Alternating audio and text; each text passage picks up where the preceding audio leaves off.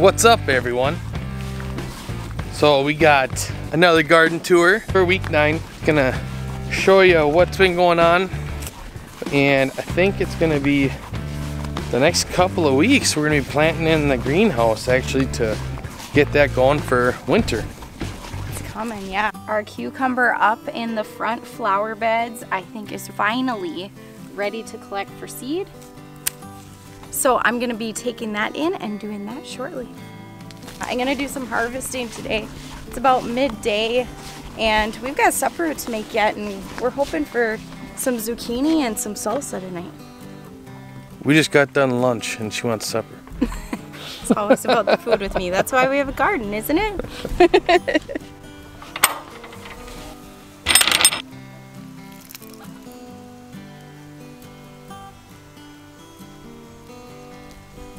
So our cucumbers are doing pretty good, a lot better than what they were.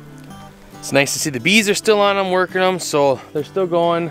I've been actually watering them, throw the hose by them and just do a light soak to help out and try to keep promoting growth. So, but we've been getting rain, so hopefully they come back and give us a little bit more. But the one in the center, that one's been doing really good, so we're just gonna keep spraying them with that soap spray and hopefully that helps. We've got some more strawberries, so we're hoping that these aren't gonna have that spotted winged Drosophila. I did have one the other day and I ate it. I couldn't find anything in it, but doesn't mean it wasn't there. Week 9. It's just insane how something like this can grow that tall and stand up through all the windstorms and storms that we've had. It's just nuts. Crazy, just crazy.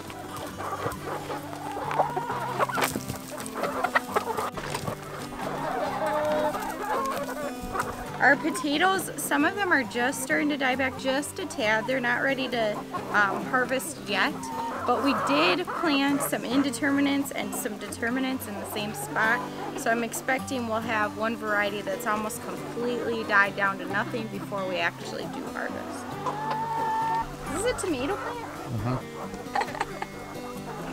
I was just kneeling down to look at our lunchbox peppers and I noticed there's a tiny little tomato plant. Little bonus plant for us, just kind of self-seeding itself there. The lunchbox peppers are all doing really well. They're green right now and we're seeing them come in. These are so fun for the kids. They love to eat them whole. They're like a sweet bell pepper but smaller. They're always the perfect lunch addition, so I'm excited to see those coming in. Our bell peppers are just doing very well. This is probably the best we've ever done in one year. We've never really planted this many plants, bell peppers, and the more and more we, every year since we started doing gardening, we try to get more and more of what we eat, and we notice, well, by cutting them up, chopping them, and then freezing them, you can put them in almost every dish. So, been more and more of those, and we got to get those figured out. And then the onions. I know, you guys, my onions. They're still growing. They're down there flat. A couple of them are still standing, but I'm definitely gonna do a little different in the greenhouse. I'm gonna let them grow to 9 inches, chop them down to 6, and let them go to a foot, and chop them down to 9, and keep about 9 inches high, and let them grow out that way. So, but yeah, the bell peppers are doing really good. I'm really impressed with these. The ones in the greenhouse are touching the ceiling.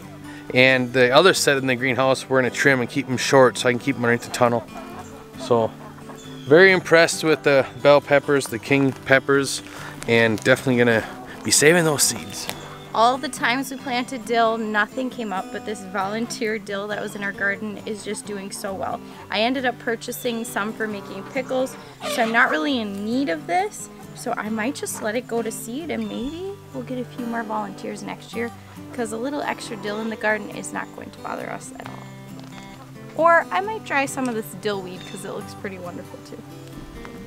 Hey Matt, didn't they say these will only grow to be 4 feet tall? Yeah. I think I'm just over 5. They're getting really big.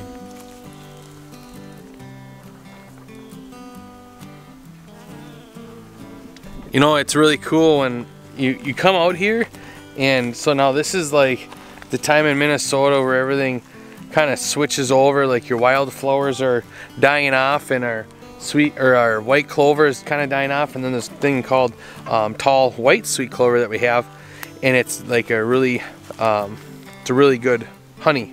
But anyways, now that those are dying off, we have like an abundance of bees in our garden on all these flowers. There's so many honeybees on the tomatillos, it's actually pretty cool. And the pumpkins, zucchini, and the cucumbers. Kind of nice to see. Picked a few Romas for our salsa tonight. I think we have quite a few other big red tomatoes we're going to be picking too, but look at what caught my eye, Matt. I am picking this giant zucchini. Ugh. This is going to be supper tonight. Zucchini boat. That's the size you don't want, right? So I don't know what you guys do with your zucchinis, but we like to pick them when some of them when they're small, to like fry up and use as zoodles. But otherwise we like them when they're this big because we make zucchini boats out of them, and we like them. And we have one child that just does not like zucchini, and we don't know why, because it's not like it tastes like anything. Just kind of it tastes whatever. like whatever you cook, I think. Yeah, so it's just weird to us, but I think it's just a thing, and he'll get over it because we're gonna keep making it. Oh my goodness, look at this tomato. This is that one we've been waiting So I was kind of getting worried about our tomato plants, and I didn't think we planted enough, if you recall from the last video last week. And I came out this morning to let chickens out, and I noticed on all these tomato plants now there's more flowers coming, and there wasn't for a while, so I was kind of getting worried like this was all we were gonna get, but there actually is a lot more flowers coming in. So I'm kind of relieved on that, because this way I can, you know, then we don't have to plant more next year, because this was a lot. Do you remember that giant tomato we've talked about a couple times? The one that Evan twisted in our Yes. camp. I think all the kids have handled this tomato. Yeah. Well, Yeah. Evan twisted in a complete Yeah. circle. You gotta see it. I think I'm picking it. Should I pick it? It is so big, and it's red. It's not very juicy yet. Actually, the one next to it is. I think I'm gonna She needs to turn around and look at the one behind her. There's one behind me? Yeah, that one didn't even want to come off. All right, I gotta pick it. We gotta pick it. I want to weigh this one because I think this is one of the biggest in our garden. It's not huge, but it's big. How big do you think it is? Just shy of a pound. Yeah? All right, I'm gonna weigh it and see how big it is. Leave a comment down below, how heavy do you think it is? And at the end of the video, we'll make sure we put it in here. Do you think there were a few blossoms on that one?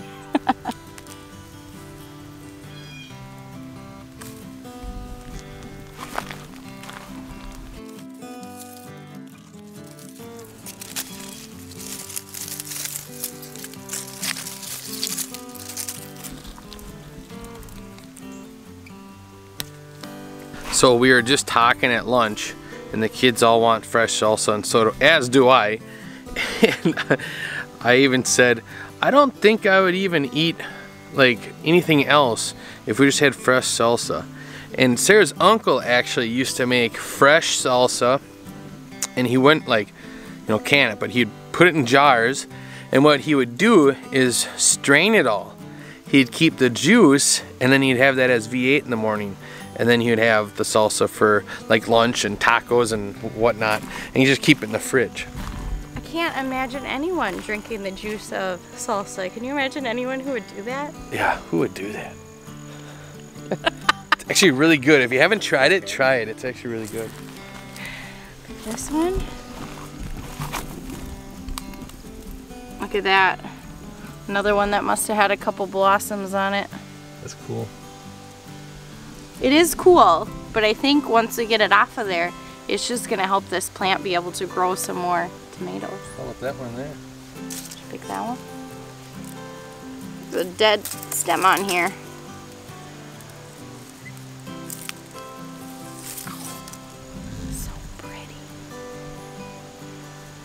So we were just talking about how these cucumbers down here are actually doing pretty well, considering the fact that they were behind the other ones.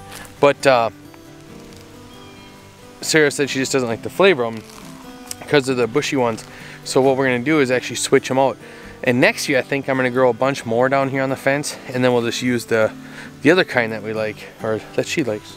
So we always forget to share how our beans are doing. So I planted pole beans and planted them just along the fence. We didn't set up any extra structure for these, and we weren't really thinking we get a whole lot.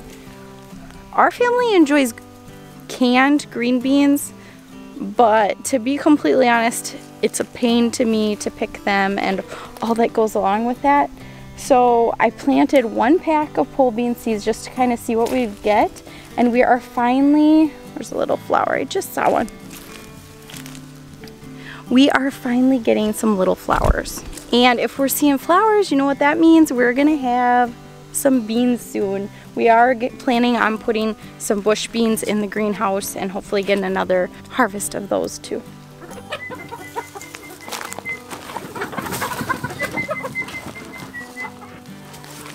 Are they your puppies? I figure if I whistle, then they come when I come out here, and I got a treat for them. I'm gonna train these ones to like me. Chickens don't like me. What's that? You making fun of me? No. Oh, Matt is teasing me because I whistle when I have a treat for them, because I figure they're like any animal, and if they get used to something, then when I come out and I'm whistling, they'll just come to me to get the little food I have, or follow me into the coop when they're older and I want them to come in, right? What are you feeding them? Raspberries. Why don't you eat them? SWD, that's all I gotta say. Sore subject in our house. So every time we come out, whether we're doing a video with you guys or a garden tour I should say, or a vlog or whatever, we always come out, and every time we come in the garden we just try to do some work because we're just trying to stay on top of it. It's a lot going on, but we're trying to have fun too. Yeah. Why do we have so many tomato plants growing up everywhere? I don't know, these heirloom seeds, I'm guessing. I don't know. Another tomato. Our cayenne peppers, did they have any blossoms? Yeah, they have little ones right there. Do they? On Where? the top. I'm not seeing any. Oh, okay, good. So we'll be getting, not that we need any cayenne peppers. We still have a good chunk from last year dehydrated. I am so excited about these jalapenos. Look at the flowers on them. Look at these jalapenos. I'm hoping to try my hand at canning cowboy candy for the first time this year. I'm a little nervous it's gonna be too spicy for us, so I'm trying to talk Matt into letting me mix the jalapenos with some non-spicy peppers. But I'm excited to try that. Look at the chickens over here. They are just loving all this grass to eat and the bugs. And then whatever this plant is has a bunch of little seeds on it. They'll kick it down. Start eating it. So the one thing about, you know, when I fence off that area and I have a black spot, and I always give them a bunch of green grass whenever I mow the lawn, and that's about when you're mowing every 2 to 3 days. By doing that, it actually gives me a bunch of compost and that ground stays airy and very nice. But then the rest of the coop, or the rest of the run over here, gets thick like this where they just go and eat. And I seriously, like when it does this, we normally would go through a bag of feed in just over a week, 7 days. And it's been like, I think we're going on the 3rd week and it's still half full. So they just don't eat much. They're out here just foraging until it's dark out. It just blows my mind. Look at all these honeybees. When you walk by, you can just hear them. I went to feel a tomatillo and all of a sudden I could hear honeybees and they all like came flying out of the flowers surrounding it. It was so cool. I didn't know honeybees like tomatillos. I didn't know either. But their flower looks like a borage flower. We're not having another kid. I'll settle for the zucchini.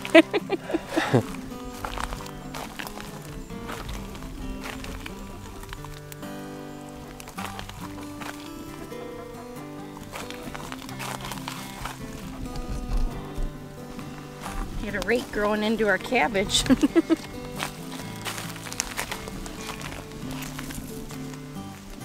So all of the flowers that I planted over here are actually doing very well, and they're doing so well that our dogs, we've trained them so they always poop in the weeds, so we don't have the stuff, all their poop in the grass, and I have to clean it up all the time. Yep, I'm lazy like that. Some people say I'm lazy, but I think I'm just brilliant. My opinion. But anyways, so she's laughing. So all the flowers are doing very well, but our dogs want to come back here and poop in these flowers when they have all the wood line they have right here, whatever they want. But no, they have to poop in these flowers. So I don't know if I'm gonna do them right there next year, or I gotta figure something out so they don't poop in those flowers. So the one thing we noticed, we were just talking about, is see this plant here? This is a borage, and this was a white borage. So I don't know what happened there, but all along here, the white borage didn't grow, but all of the blue did. One thing we noticed too is, see how tall this marigold is? It's just under waist high, belt height of me. And to me, that's just crazy because the rest of them are all over knee high, but in the front yard, those are planted earlier, and those are probably like 6 inches or so. So it's just crazy the difference, and you wonder if it's the soil. Or if it's a different variety and we didn't even realize it. Yeah, could have been. Bringing your baby. I got my baby. My zucchini baby. I got my salsa tomatoes. It's gonna make for a delicious supper. It will.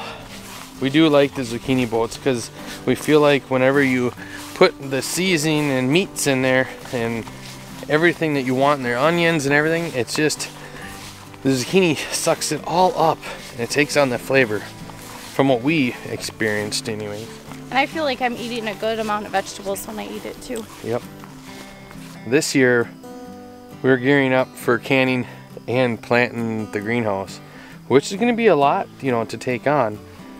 But we start getting busy September, October. So we should have some time to get some stuff in first. Hopefully. Yeah, I just think of our garden when we first started. It was only 8 foot by 10 foot or 8 by 12, something like that. It was just nuts compared to what we have now, you know. I feel like we've come a long ways the last 10 years. I definitely like the Back to Eden garden way a lot better than the other ones. Oh yeah, we're busy, and I can't imagine being out weeding often or a lot. Yeah. And I feel like it's the one thing we don't have to worry about if it doesn't get done. The other thing, like, okay, so some people might be like, well, why don't you just add on? Like, we want more of a garden. We want actually bigger. We want to grow more. And I want to do the Curtis Stowe kind of way where you use tarps. So where that line is, in right addition there, to our Back to Eden garden. yes, yep, keep our Back to Eden. But where that line, fence line is, so right about, right there. That's where our septic starts and comes this way to the rock wall. So for those of you who don't know what a septic is, it's where all of our waste and water goes. But it's in a slope that goes down, so our garden's on top back there. But we don't want to go this way anymore because that's 12 feet away. We're 12 feet away, or that way away from it. And so I'd rather just, you know, that's the farthest I'd like to go. You don't want to get close to that. So we don't have much more of a yard to make any bigger of a garden, so we kind of have to use what we have. And we're even contemplating on chopping. I was looking in the woods, we can chop 3 trees and then we'll turn it into firewood. But 3 trees, and I think that'll help more for more sun in the evening, because what is it, about 2:30? We don't get any sun in half the garden anymore. Utilizing just kind of the spots we do have available, the edge of the yard.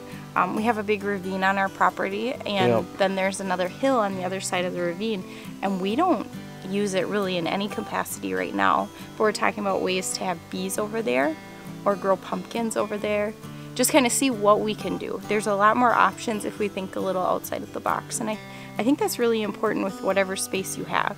If you don't have a lot of space for gardening, utilizing what you have to the best of your abilities. And we do have a lot of space compared to most people. I think for our property too, by going on the other side of the ravine, with a lot of the pumpkins and stuff, it'll work at first, but eventually I would like to have a bunch more of our bees over there, depending how that goes, like if we're gonna sell the honey or how much we're using, how many hives we need for us consumption, and then what we're gonna sell and so forth. So, but it'll definitely, I think the pumpkins will be, I think that'll be the best bet for us over there. I think Matt can build a pretty good sized apiary over there and turn our bees into not only something that helps our family, but a business as well.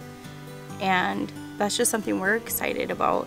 The business world has been something we've only been in for 5 years or so, and it's definitely opened our eyes to see the possibility of all the things we have right in front of us that we can turn into businesses. 5 years in November we've had our business. Yeah. Is that right? Yeah. Wow. So yeah, I mean, and we're growing, we want to grow the apiary, and I want to get to at least 50 hives, but my original goal was 2022, I wanted to be at 100 hives. So, but I don't know. No. Yeah, it was. Originally, No, Matt this told month. me we should get bees, and there's this really cool thing where you can extract the honey, and you don't have to buy a spinner, and it's just like a hive, just one, I think is what you said. And then pretty soon it was like, well, maybe like 2, you know, in case something happens to the one. But 3 would have better odds, and I think I originally agreed to like 3 hives. What are you talking now? Yeah, so originally I was saying it'd have been 1, but then after going through the class, Yes. that's when they said you're better off having 2. But he named off all your northern states, and he's like, your best bet to have is 3 to 4. So then I was like, okay, I'll just buy 3 nukes. And then after I got them, I didn't know there was that much. Like I had, like there's passion there, like I have with my business. There was a lot more to it than I thought, and I started enjoying them so much. And she can laugh and make fun of me for all she wants, but I'm gonna prove her wrong. But oh, you know, no, I'm happy for you to do this. I am happy that you found something that you are passionate about, and it's like putting something really good into our lives as far as honey. And then, hey, if you're gonna turn it into a business, more power to you. I am a little nervous that this means I have to become a beekeeper. so this is I'm not this is there what I yet. was getting at. So she had told me that she heard from another beekeeper that you know if they're a beekeeper or not because they lean in. Now, if you remember, and we'll link that video down below, she helped me once, and what did she do? I leaned in. She was so curious, she wasn't recording a lot, and I had to keep telling her to keep recording. I did not expect to lean in though. I expected to be terrified. I was wearing one of Matt's bee suits that did not fit well, and all I could think was a bee's gonna swarm up this suit, and I'm gonna have a honeybee on my face stinging me all over. And they're not aggressive. They're not mean. The honeybees are really friendly. And I was leaning into that hive, and I did not expect to be doing that. Don't worry, and not all bees are like this. You know, some are aggressive, but Ours have been and if you do have an aggressive bee or a hive, get rid of the queens, switch out new queens. That's what my teacher said. There's a million different ways to skin the cat. Well, I'm sorry if you have a cat, I shouldn't say that. But there's many different ways to do that. So, and people do different things. fillet of fish. Yeah, yeah. What about, I got fish in the fish tank. Oh yeah, I guess there's many ways to peel a banana. Yeah. Yeah, the monkeys do it the opposite way. Well, of I us. hope you guys had fun laughing at us. And remember, there's that little circle, Summer, that's going to be in here. And if you hit on that, you're subscribed. So we say thank you. And don't forget to give a thumbs up. Yeah, we hope you liked this video. Give it a thumbs up if you did. Glad you got to see us again. Bye. Bye.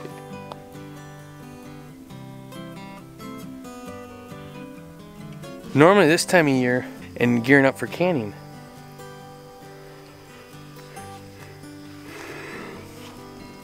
You tired, Matt? But All right, we got that big tomato. How much did you guess this weighed? Matt guessed about a pound. I'm interested to see. It's a little under 14 ounces. For somebody who ships packages all day, I should have been able to nail that, but I would have guessed about a pound too. And it's just about 14 ounces. So if you guessed that, awesome job. Bye guys.